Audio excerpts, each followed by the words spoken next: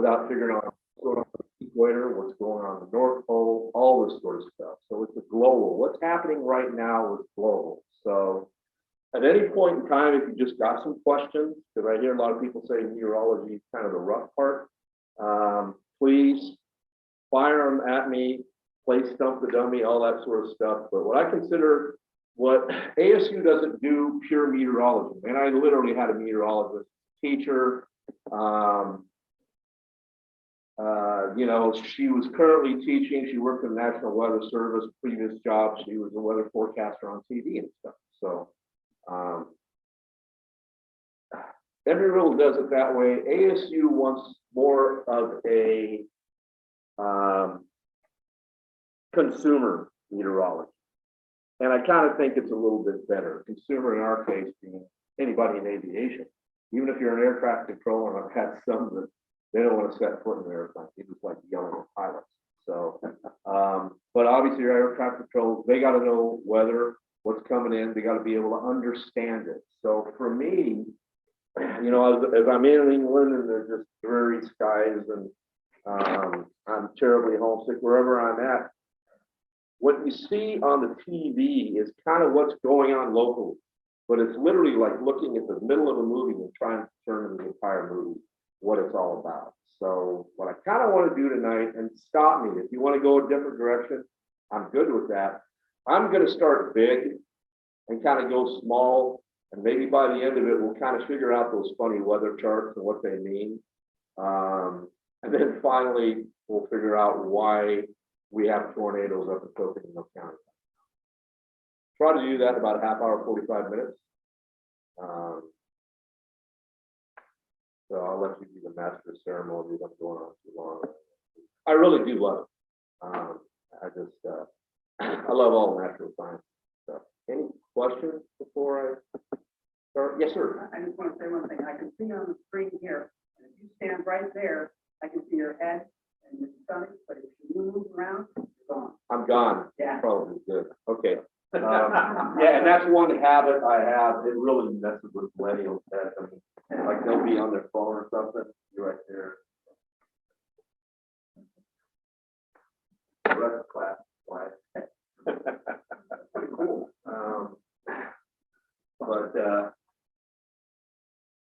Yeah. That's super good. I guess it's the old Air Force source. Yeah. So, I guess.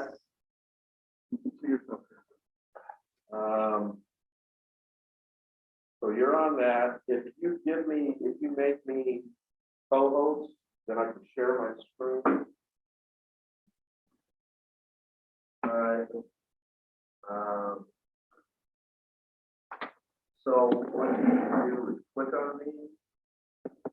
I think it's, oh, you can, I think it's right click. It's the same photo. Look here.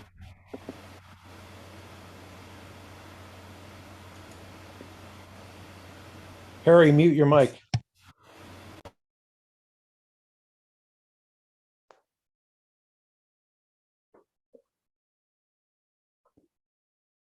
You have it. Okay, Uh-oh. Are you Charles Ford? this is Anthony Wende. Yeah, I gave someone else. Okay. You should be okay. All right.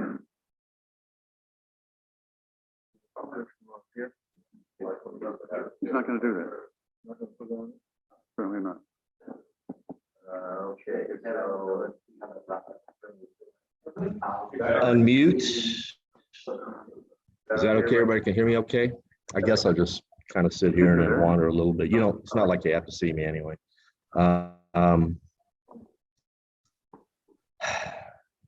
Okay, so like I say, this is also unusual for me because, you know, I start my classes at chapter 1, 2, 3.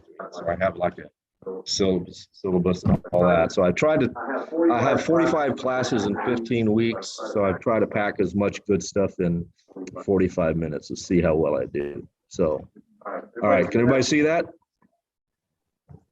You can see it great. You can see it great. All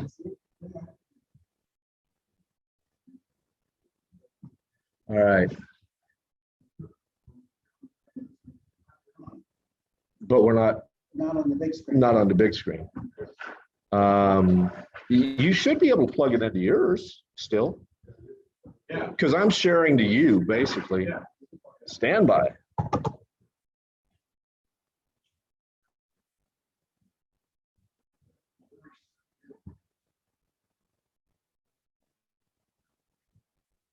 Might have to run over this, but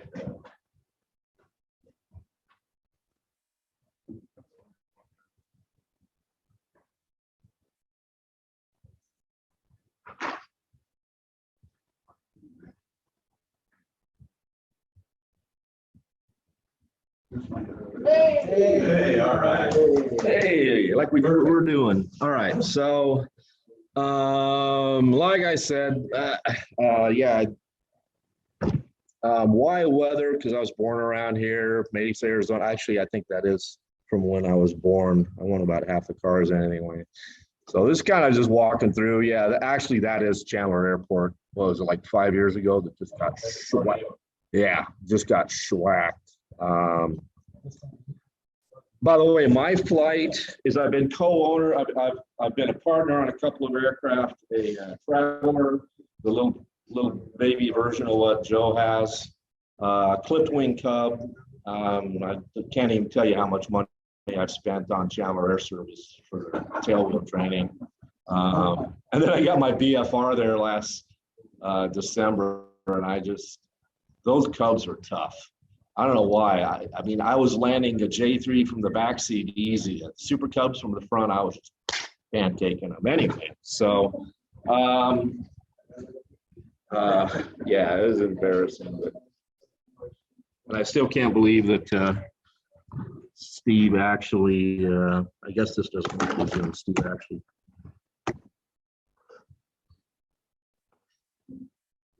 Yeah, it's just being stubborn. Okay, and so that's me in the Air Force. That's London, all that sort of stuff. I wasn't sure if I was going to have graphic backup, but yeah, I got curious in weather because, like, this reminds me. Everybody ever been to Clovis, New Mexico? Yeah, I get there, you know, Arizona boy. They're like, yeah, we got a lot of freezing rain here. I said, well, yeah. I said, we call it hail in Arizona. No, freezing rain, and that's why I found out my four-wheel drive was great until you put on the brakes. And of course, Germany, all that sort of stuff. So what makes weather in the U.S. kind of unique? We've got more extremes in the U.S. than any other place on the planet as a country. Mainly because of where we're situated, we got more tornadoes than any other place in the world. Why is that? That's because Tornado Alley, you know, going up through the central plains, there's no mountains or anything to hold back the forces that we're going to talk about. We're going to talk about high pressure, low pressure, how it works on a global scale. So maybe what's happening here makes a little more sense. Yeah, I really thought this stupid thing worked with. It's still quite a bit lower than that. What's that? I say the temperatures go a lot lower than that. They can dip. The reference I got this from, by the way, what I used to teach my classes,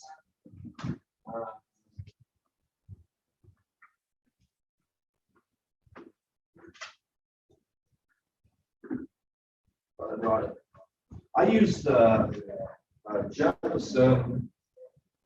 The Jefferson meteorology book. It's been around forever. In some ways it's a little outdated, but anyway. Yeah, that's got to be used. So I believe, and this is coming from the Jefferson book, I think they're referring to as sustained average climate. So, so yeah, we got jungle-like humidity, desert dryness. All right.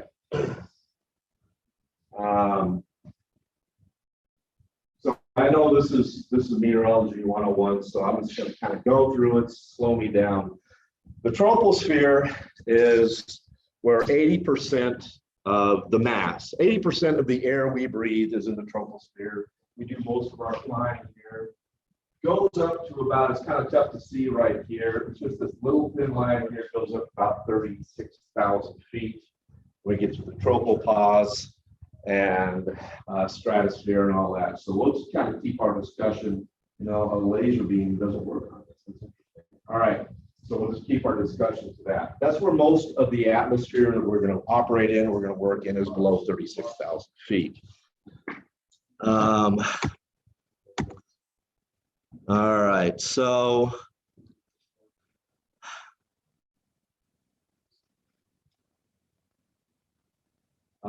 normally we have decreasing temperature with height, although I'm going to talk a little bit about temperature inversions. Now, sometimes when you take off, you're actually going through warmer air than what you had on the ground. Anyway, troposphere. Any questions on the troposphere?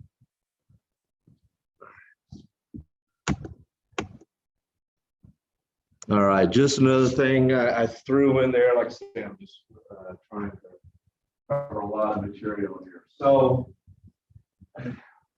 let's talk about the standard atmosphere. What's the standard atmosphere inches of mercury? 2992, right? Okay, and 59 degrees. Well, the only reason I bring this up is because, like I say, I want to show how globally the weather patterns is going to affect where we're at, and that's going to help you make a decision. Basically, if you're flying cross country, are we going to want to do this? I know me and Joe, we're going to fly this Tiger up at Payson. I think a couple of weekends ago we had some weather. I just calculated because of class where our cloud bases were and stuff. So understanding the big picture helps you understand what's happening in your local area and stuff. It's something that maybe doesn't cover a lot. So all this is, we all know that pressure is going to go down, but you see right here, 29.92.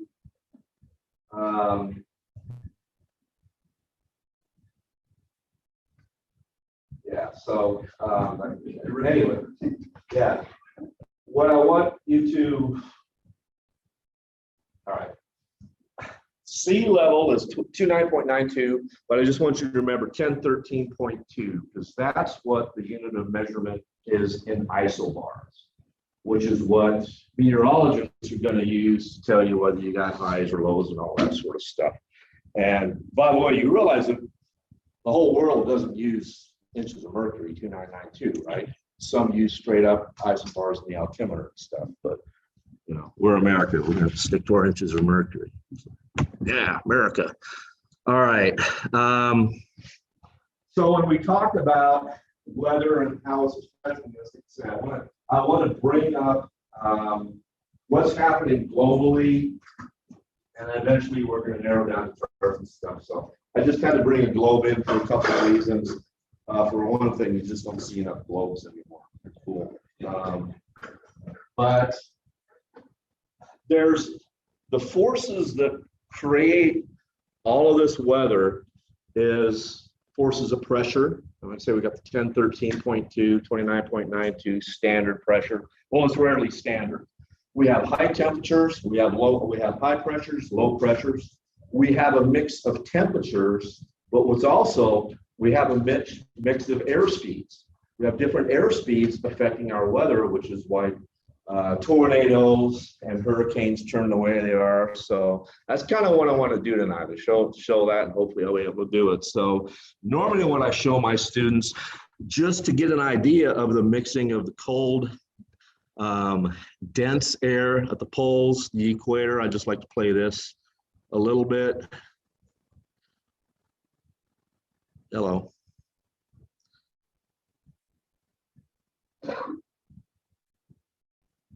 There it is.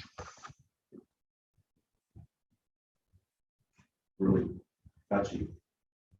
So of course, here's the U.S., a little tough to see. North Pole. So we're always having this mix of this cold polar air mixing with the equatorial air, which you can see is warmer and stuff. So what do we talk about Tornado Alley? Look at that funnel right there. I mean, while we have so much activity along here, there's not a whole lot stopping it. You have these two forces coming together. Of course, we have mountains that somewhat protect us. So we have two things going on here. We have temperature and we got pressure. You don't have to understand both right now. It's just kind of like an overview, and we'll kind of get to why that is. All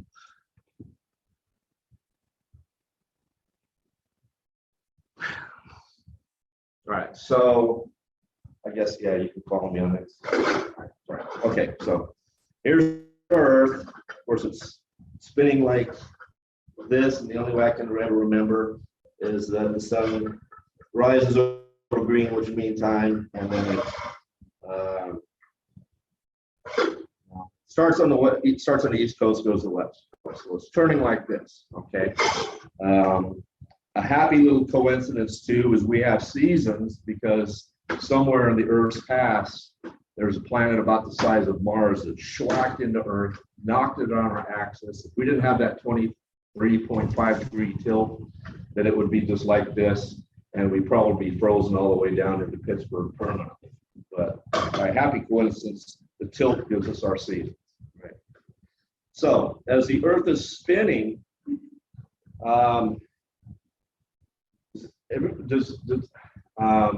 is anybody familiar with Coriolis force? Because it's huge. Okay. So as the Earth spins, any guesses on how fast people on the equator are moving? I had to look it up the other day because I forgot it. 1,037 miles an hour.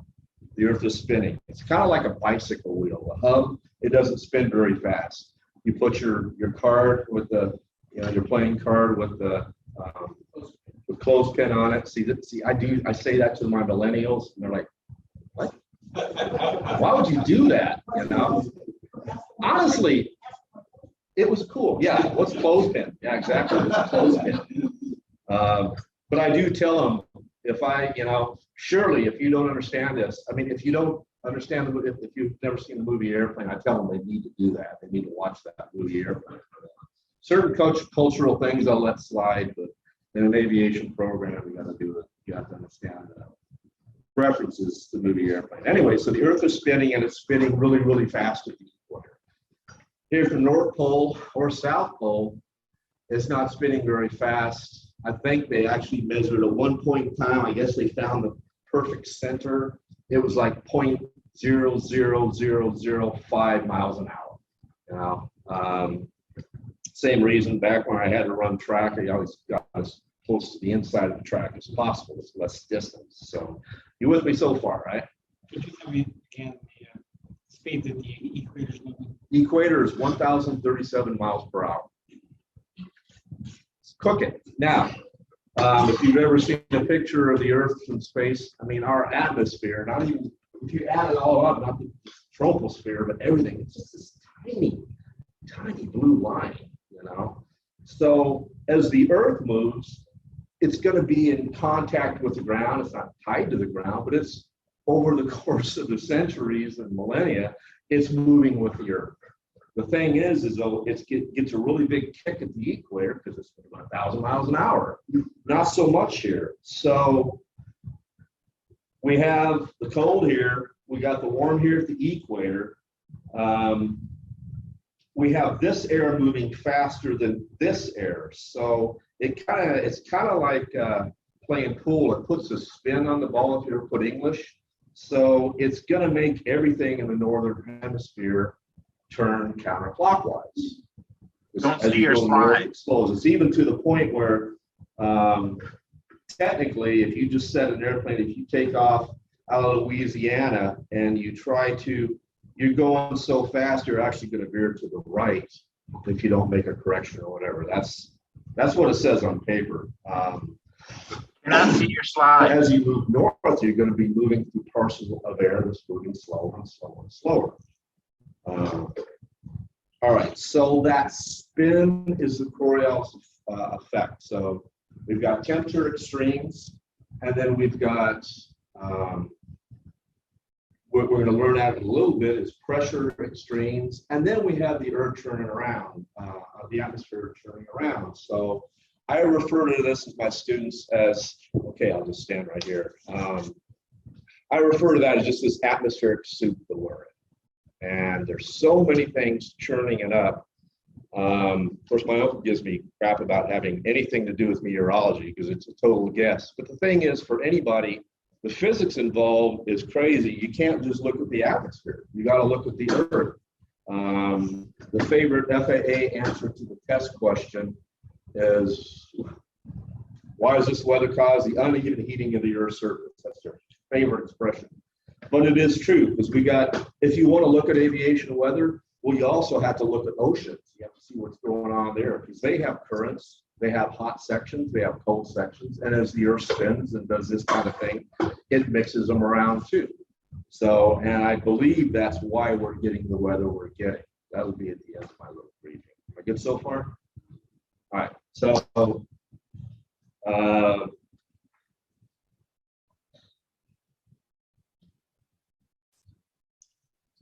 this is where I'm gonna sit down, you know, you can watch me camera or not. New share, whiteboard. This is a new program, so bear with me. All right. So that's kind of what's going on globally. Any questions before I press on? Okay, I really hope to confuse you more too. This throws a lot of students off. What's that? Yeah. All right, so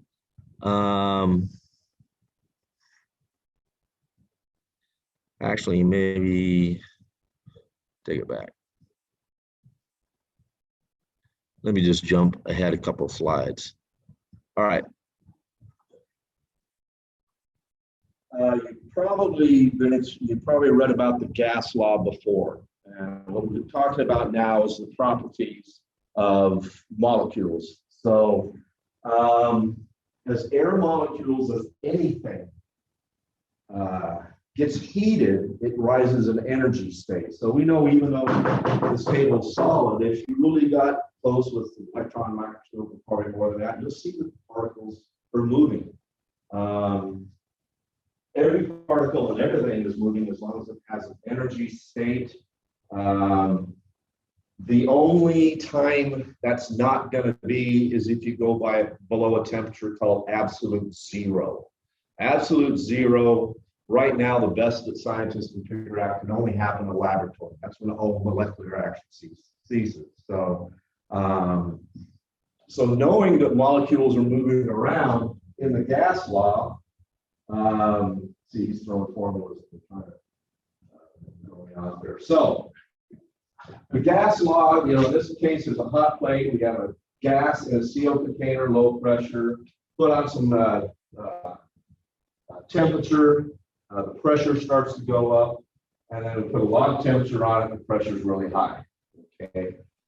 Most aviation now, not just meteorology, but private pilot, like Jepson private pilot manual, all that sort of stuff. They do this, and it confuses the heck out of my students in meteorology, because what I'm about to show you is how the biggest takeaway from this. So we understand that molecules in this case are moving around. That's what's causing the pressure.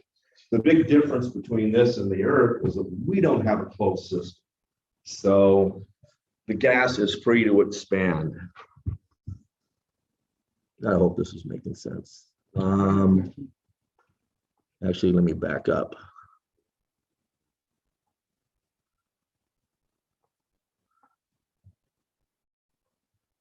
Okay.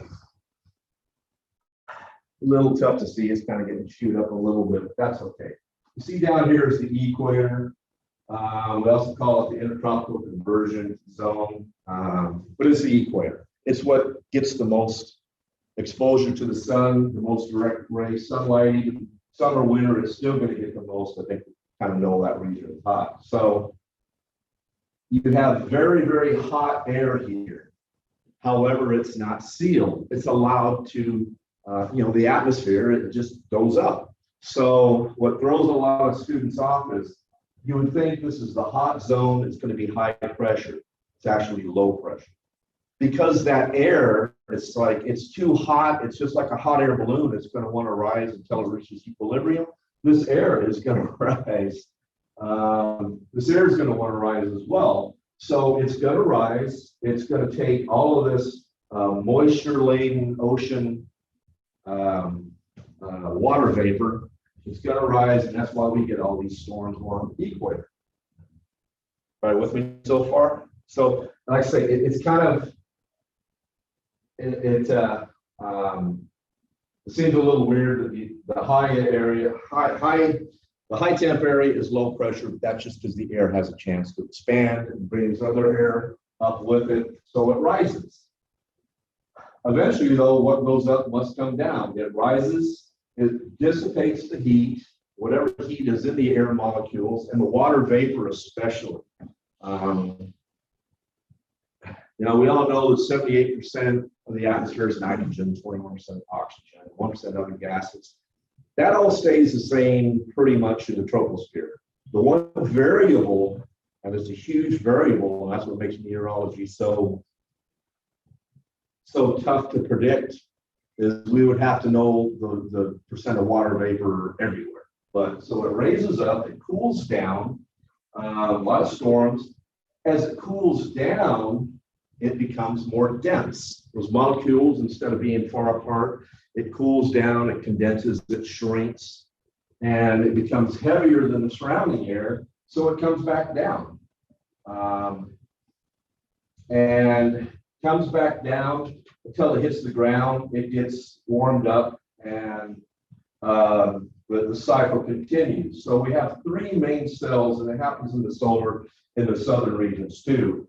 Name the same thing. It's not like the down under cell or anything like that. Hadley cell, the Farrell cell, and the polar cell. So notice where this downward force, all this air, this cold air that's coming down, notice where it's coming down at. What's around here? Us, Arizona, all these warm states is in that. So now here's what's really confusing. So now we have this cold air. So this tends to be low pressure, but it's good on that one, right? As the air comes down, it starts packing itself down, starts dogpiling on each other. Guess what? Now we have high pressure air. And that's what we typically have here over the desert Southwest is high pressure air. And that high pressure air kind of hits the ground, fans out, and in a high pressure environment, we can't hold as much water vapor. I'm kind of talking with my hands here, so low pressure air, there's a lot of space between molecules to fit water vapor. You cool it down, you condense it, it squeezes out the water vapor in the high pressure areas. So that's why typically on this whole region, Southern California, Arizona, that's why we tend to have warmer temperatures. We tend to have higher pressure areas, and that helps to keep away moisture. That and the fact that we got mountains separating us from these coastal waters and all that sort of stuff. Although I'm going to show you by the end of this why we're getting doused with rains. There's also another term for this. By the way, the same thing kind of happens here. These two converge, come together, come down high pressure, and then the warm air feeds that because as the air circulating, something has to pull it in, so that warm air gets pulled in. That's why we have this. And oh, by the way, it's also referred to as horse latitudes. The reason being, I've heard two different explanations, and it's all from nautical terminology, is that if you've ever heard of the doldrums, I like sailboats too, they're cool. Doldrums is when just there's no wind at all, and sailing vessels will just be stuck for days, weeks. month, whatever. Because in these regions, even on the equator, you wouldn't want to be there. I mean, the storms would help a little bit, but here is especially bad because you're not getting any sideways movement of the wind and everything. So we call it horse latitudes, because if you believe one story, they felt sorry for the horses, so they threw them over the ship so they wouldn't starve to death. In another story I find more believable, the ship's just sitting there, they're hungry, they'll probably eat the horses. Either way, wouldn't be a good place to be a horse. Any questions or comments so far? All right, so that's why we have the weather we're having there. It's because of the height. And let me keep talking a little bit more about that. So you have a low pressure area here. You have a high pressure because this cold air is just really condensed and packed together. So they want to mix, and that's what creates so much of our weather. When you throw in the fact that the Earth's spinning, oh, by the way, one property of high pressure air is that, and it's a real complicated reason, but high pressure air flows out clockwise, low pressure air, it flows in counterclockwise. What's that? In the northern hemisphere. In the northern hemisphere, right? Yep, the opposite in down under the southern hemisphere. So what do we got? We got differential speed in the atmosphere. We've got differential temperatures, differential pressures, moisture being pulled up from the warm regions. And that's one of the biggest things we got going for us. So any questions or anything? All right, so let me.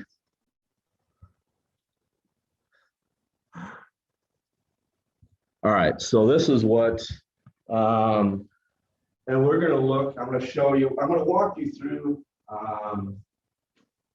some of the websites to show aviation weather. And by the way, normally, the whole reason I'm doing this is normally, everybody's familiar with terminal area forecast and METAR, right?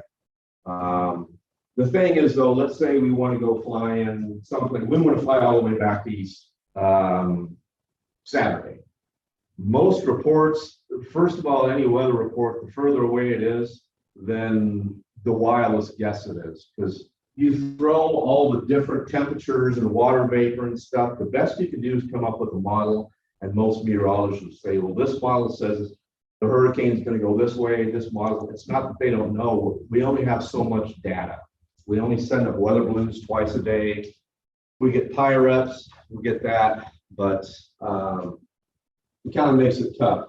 So this is normally what you'll see on, if you go onto the NOAA website, National Weather Service, this is what you see, and it's kind of a mess and everything. So I'm going to kind of simplify this and talk a little bit about the high pressure areas and the low pressure areas. And then we'll figure out why the weather's doing what we're doing and stuff. Yeah, I think we're kind of past that. By the way, that's how for those of you who aren't sure, that's how your altimeter works, is it has a sealed bellows. So as you go up in altitude, the sealed air is going to become greater pressure than the outside air. So that's what adjusts that. I wasn't sure whether we'd be talking about stuff like that. So, all right, so this is kind of a simplified version of that chart that I just showed you and everything. We can go on the website, but if we're going to be doing that flight, we're probably going to be pretty good shape. We're going to have to worry about the local weather. Let's say we're going to go fly on Saturday, and we're going to fly your Tiger all the way. You know, want to go, right? Come on, right? Sure. Maybe you'll even let me sit in the front with you. It'd be fun. I'm dying to fly this Tiger. Anyway, so here's that low pressure area. We can tell it's 1010. What's the standard sea level? 1013. So a little bit of a low pressure area. So we'd probably be more concerned about what's happening in Arizona in this scenario. And we're looking about a week out, and I'll also show you on National Weather Service, how you can kind of get the forecast. But the big picture, the highs and lows that I've been talking about, well, we can see we have a pretty big high pressure area parked right here. 1020, 1015, parked over the Atlantic. That's generally going to bring in clear weather. High pressure brings in clear weather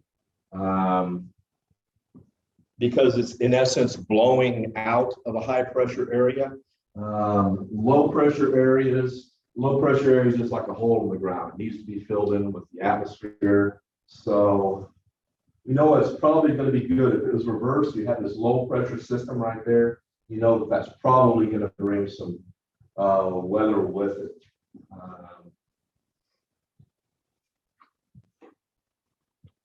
And then let's see. So you may hear the terms the term pressure gradient force. So if you look at a weather map, and like I said, with all the other stuff removed because it just really makes things confusing. All the pressure gradient force means is that, so here's an area of low pressure, and here's an area of high pressure, pretty high pressure, especially when you consider the altitude and everything. When you see these lines really close together, that means there's a rapid change in pressure over a smaller distance. Although I think the scale on this is a little off. We still good? Yeah. Pressure gradient forces, all that's saying is, and it kind of makes sense. Here's a low pressure, pretty extreme low pressure. Here's pretty extreme high pressure. High pressure is going to want to do this and fill in that low pressure. It's going to be causing, at the very least, a lot of wind as that high pressure fills in. And nature wants a balance. So it's going to be, these forces are going to be fighting each other until they kind of neutralize each other out. So if you're in an area like this over good old Arizona, you can see there's not much change whatsoever. There's not much going on, maybe a little bit right here, maybe a high pressure ridge, but when you see huge spaces, that means over a given flight path, you're not really going from one pressure extreme to another. So you can expect reasonably smooth weather. And if there's moisture, probably clear, although you could have rain. That's not saying you can't. There's not these two forces fighting each other. So does that make any sense? All right, any questions or anything so far? All right, so let's figure out why we're having this rain here in Arizona. So I just kind of threw some slides together, but I think that covers that good. And I'll just sit down for this one.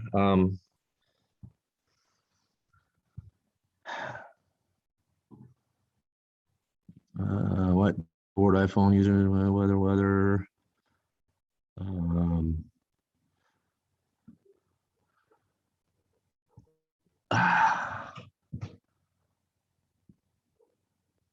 Okay. So here's the Aviation Weather Center.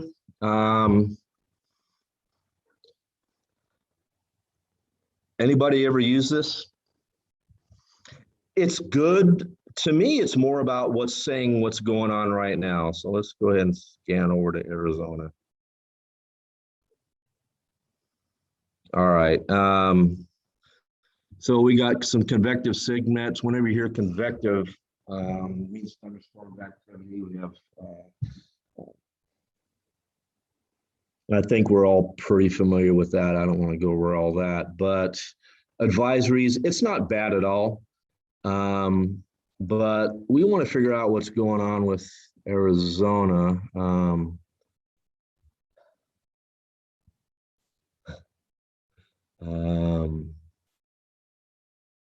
The problem is the little tabs I need to click on are hidden behind the Zoom, so I'm just going to do. I kind of like the National Weather Service a little bit better. And reason being is for the local news, you know, I've talked about the high pressures and the low pressures. Doesn't make any sense that they're going to try to fill each other in. And that's what it is. It's tough to see the local news. Sometimes they mention high pressure, sometimes they don't. I like going to forecast maps, National Weather Service, and high resolution version. It's kind of nice. So look at all this low pressure area all the way around here. And we're going to see it in a second where all that's coming from. Now, it's not to say the high pressure, when we talk high pressure, low pressure, warm front, cold front, it's all relative to the ground that it's traveling over. But you can see how all the precipitation right here, rain by the legend, rain, thunderstorms, the closer it gets to those high pressure areas, it's kind of dissipating, right? Because that's what high pressure tends to do. It's kind of blowing away the weather, so to speak. So when we have those long, hot summer days that last forever, it's usually because we've got a high pressure area just parked over us. It's not moving. And that's where we have those weeks and weeks that people question why they want to be in Arizona. So, I wonder if I can move this. Yeah, I can. All right, perfect. All right, so I'm going to keep that open, refresh this. One of the, now you have radar, you have different kinds of radar. This is kind of a new thing, but it's showing moisture content in the atmosphere. You can get moisture content, dust content, you name it. But remember those low pressure areas are parked? Because the Coriolis force, normally mass of air will move from west to east, okay? Here it's actually wrapping around there. So if I go back to here, it's kind of wrapping around these low pressure areas. So that's kind of showing how that low pressure area is drawing it in. We have moisture here in the valley, but like I say, up in Coconino County, they actually have tornado watches and everything else. They're getting hit really hard. The reason you see this is that as the air is being pushed up the mountains and cools down, then it wants to condense and produce more precipitation. We got the same amount of air, water vapor here, but it's not warm enough, but it's too warm for it to go anywhere. So we're drawing all of this is, you know, Baja California, we're drawing all this warm Pacific water, and those low pressure areas parked all along California, that's helping it draw it in. And then I guess Southern California is actually getting a lot of storms too as well. So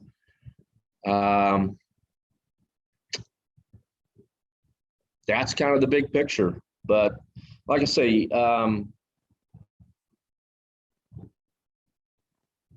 I really like just NWS national forecast maps. To me, they're a little bit more explanatory, but you can go medium range forecast. But here you go, day 6. It's kind of nice because it has our low pressure areas. So at least we'll have a low pressure. If the water's warm enough, we'll still be getting the water vapor. But look, we've got high pressure. Now, local conditions, that's the big picture. That's the big global view. Local conditions, there's still going to be local conditions, especially when you're talking along the coast, these waters and stuff. So maybe we don't have a big global thing. That's why they get so much water vapor. I mean, they don't have all the mountains. Mexico in the way and all that sort of stuff. So about 45. What do you think?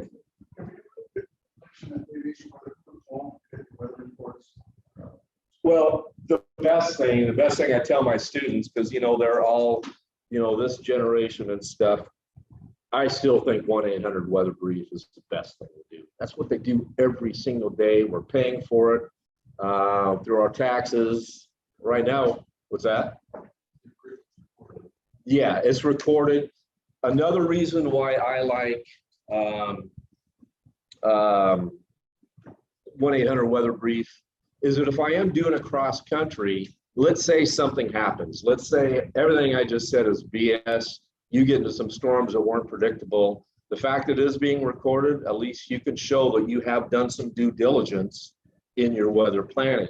If you do everything strictly on the internet, you have no proof. And if something horrible happens, they're going to say, well, we don't know if they got any weather briefings or not. But, you know, but that is my opinion as a pilot. Okay.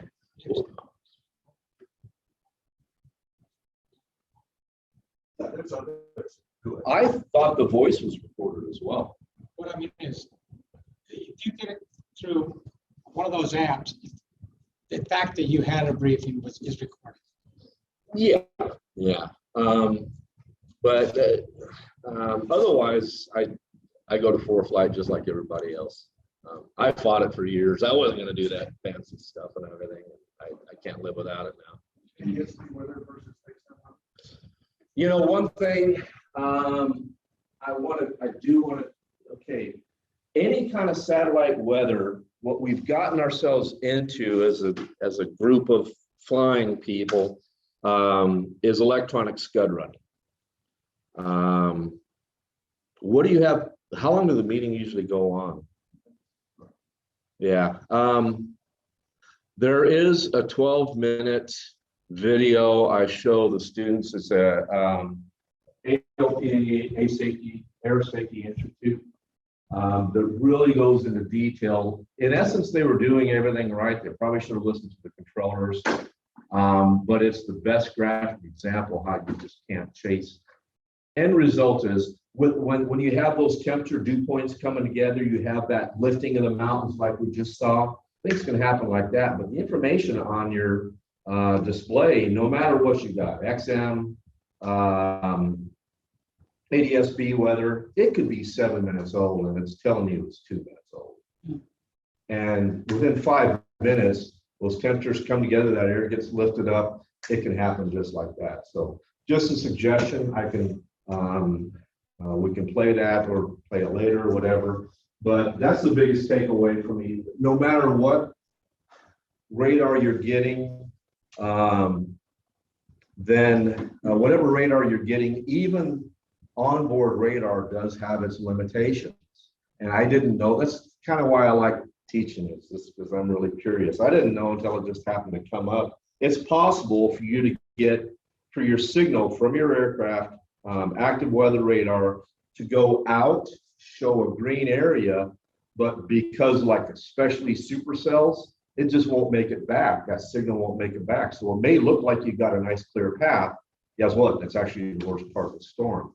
But that time lag, because it has to go from the satellite, it has to get sent down to the receiver station, get processed through there.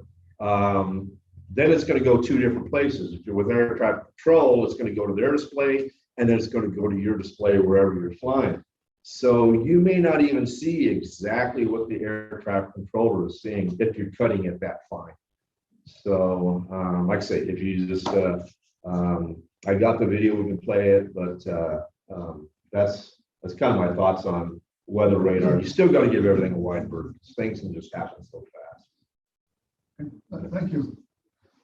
Cool. Very much, Tony. Sure. Thank you. You guys out there, we're going to take a 5-minute break and we'll get back on there. I've signed up for a new program. It's a pilot workshop. It's Life IFR. We actually, this month and next month, the month after, are going to have some good videos of actual IFR flying. We're going to talk about vectors, departures. We'll talk about ODPs. We'll talk about SIDS. And we actually will be in an airplane flying. And they left in these videos, it was where we're done, all the mistakes and everything went wrong. So we're actually going to have real videos. I'm going to put an introduction tonight only, but the next week we'll have summer activities. And then we do all these different situations, departures, planning, debriefing, would be a real life flight to JFK. So what you learn from the first 6 or 7 days, the final one is really kind of like, and all the mistakes are left in there, nothing's edited. So it's pretty interesting. I'll put the introduction on just right after we go on a short break. By the way, when we're done with break, I think you should probably unmute and I'll mute. I think hopefully everybody at home. Another thing is that I mentioned it to Joe, if you're ever interested in meeting out at Gateway ASU, we're very happy to hold fast meetings and stuff like that or whatever.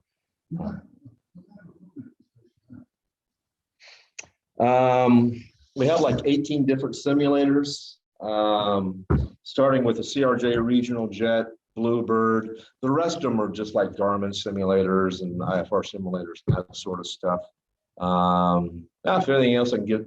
The best way is just come out sometime. I'll give you a nickel tour. If you guys would ever meet out there, we can do that and then do a tour and then maybe hop into CRJ and fly it around a little bit. So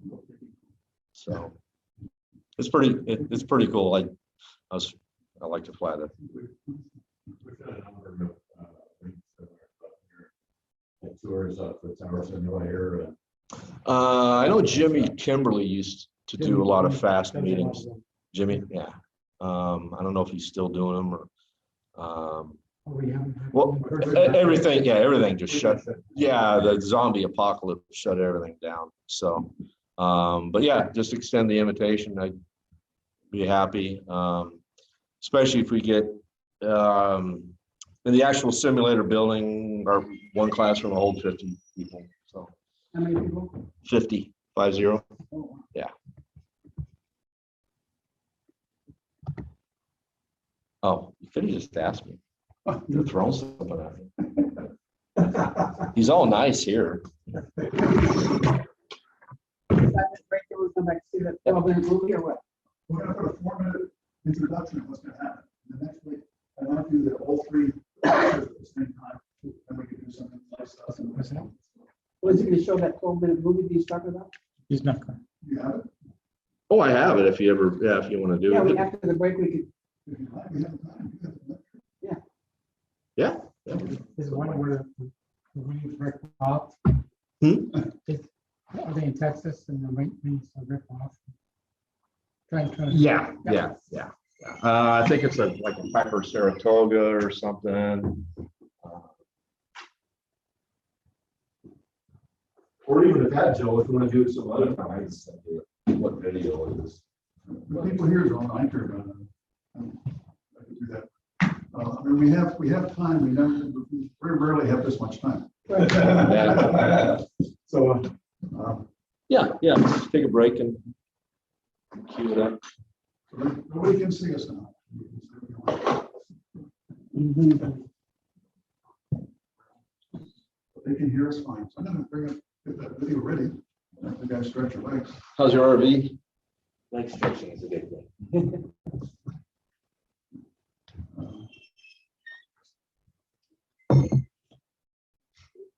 Just stop there a little bit.